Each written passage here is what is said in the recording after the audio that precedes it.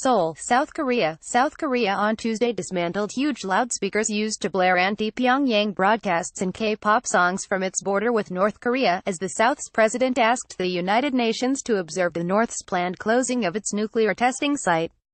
The dismantling of dozens of South Korean loudspeakers was in line with reconciliation steps the leaders of the rival Koreas set at their historic summit last Friday. It was still unclear if such measures could bring permanent peace because no major breakthrough in the North Korean nuclear standoff was produced after the Korean summit.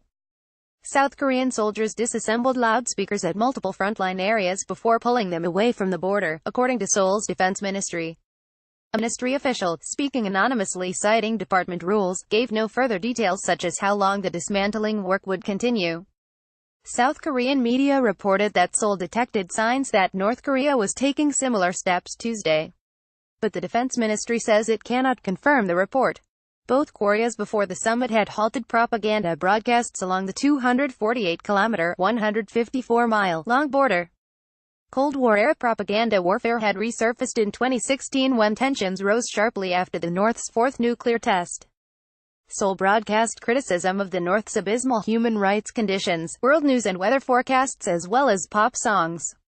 The North broadcast anti-South messages and praises of its own political system. North Korean leader Kim Jong-un has suspended nuclear and missile tests and placed his nuclear program up for negotiation, but skepticism lingers about how serious he is and what disarmament steps he would eventually take. Some experts say Kim's sincerity would be tested during his planned meeting with President Donald Trump in what would be the first-ever North Korea-US summit talks since the end of their fighting in the 1950-53 Korean War. Trump said Monday he likes the idea of going to the southern side of Panmunjom, the place for the Korean summit, to meet Kim, though he said Singapore was also under consideration. He said Saturday that his meeting with Kim could happen in the next 3 to 4 weeks.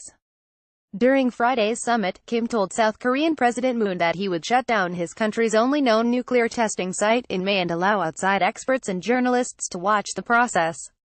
Kim also said he would be willing to give up his nuclear programs if the United States commits to a formal end to the Korean War and a pledge not to attack the North, according to South Korea's presidential office. Some experts downplayed the significance of the closing of the Punggye-ri test site, where 6 underground explosions have been conducted and which the doubters believe may be too unstable for another.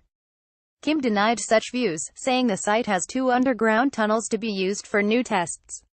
During a telephone call with UN Secretary-General Antonio Guterres on Tuesday, Moon said he wants the UN to observe the work to close down the Punggye-ri site.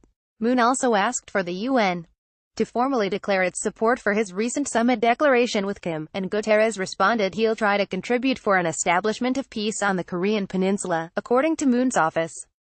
According to their summit accord, Kim and Moon agreed to achieve a nuclear-free Korean peninsula through complete denuclearization, rather than clearly stating a nuclear-free North Korea. North Korea has long said the term denuclearization of the Korean peninsula must include the United States pulling its 28,500 troops out of South Korea and removing its so-called nuclear umbrella security commitment to South Korea and Japan.